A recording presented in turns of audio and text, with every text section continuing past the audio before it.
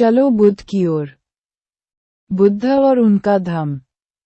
Baba Saheb doctor Bhimrao Ambedkar लिखित। Audio editor Manoj Kumar बौद्ध। नमो बुद्धाय। से बचा लिया। मैं सत्य और न्याय के पथ से विचलित नहीं हुआ तथा सत्य और न्याय का आग्रह करने का जो भी दंड था मैंने उसे अपने ही सिर पर ले लिया। 7 लेकिन शुद्धोदन इससे संतुष्ट नहीं था।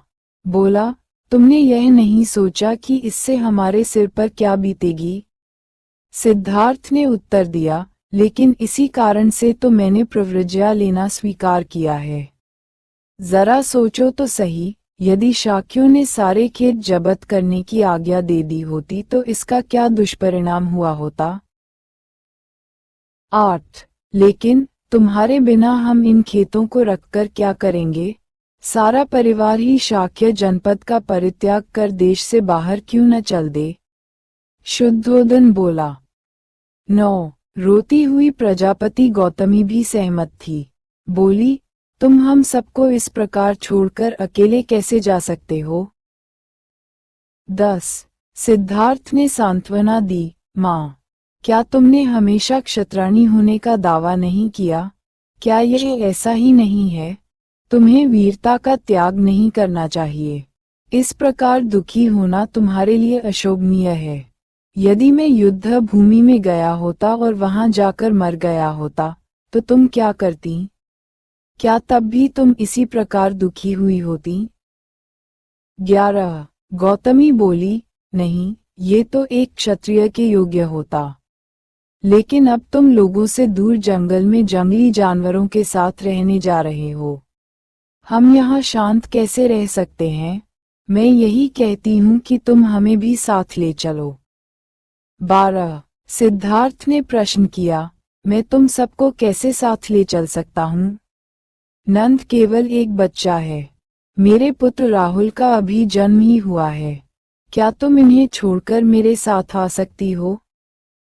13 गौतमी को संतोष न हुआ। उसका कहना था, हम सब शाक्यों का देश छोड़कर कौशल नरेश की अधीनता में रहने के लिए कौशल जनपद में जा सकते हैं। 14 सिद्धार्थ ने आपत्ति की, लेकिन माँ, शाक्य क्या कहेंगे? क्या वे इसे देशद्रोह न समझेंगे? फिर मैंने वचन दिया है कि मैं वचन या कर्म से कोई ऐसी बात न कहूँगा, न करूँगा कि जिससे कौशल नरेश को मेरी प्रव्रज्या का यथार्थ कारण ज्ञात हो सके।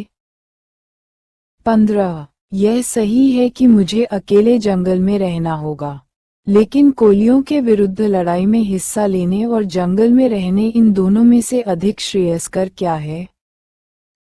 16 इस बीच शुद्धोदन ने प्रश्न किया, लेकिन इतनी जल्दी किस लिए? शाक्य संघ ने अभी कुछ समय के लिए लड़ाई को स्थगित कर दिया है। 17 हो सकता है कि युद्ध कभी छिड़े ही नहीं। तुम अपनी प्रव्रज्या भी क्यों स्थगित नहीं करते? हो सकता है कि शाक्य संघ तुम्हें यहाँ बने रहने की ही अनुमति दे दे। 18 सिद्धार्थ को यह विचार सर्वथा नापसंद था, इसलिए उसने कहा, क्योंकि मैंने प्रव्रजित हो जाने का वचन दिया, इसीलिए शाक्य संघ ने अभी कोलियों के विरुद्ध युद्ध छेड़ना स्थगित किया है। 19 ये भी संभव है कि मेरे प्रव्रज्या ग्रहण कर लेने पर शाक्य संघ अपनी युद्ध की घोषणा को वापस ले ले, किंतु ये सब कुछ मेरे पहले प्रव्रज्या ले लेने पर ही निर्भर करता है। 20 मैंने वचन दिया है और मुझे उसे अवश्य पूरा करना चाहिए। वचन भंग का बड़ा बुरा परिणाम हो सकता है, हमारे लिए भी और शांति पक्ष के लिए भी। 46 बुद्ध और उनका धम्म।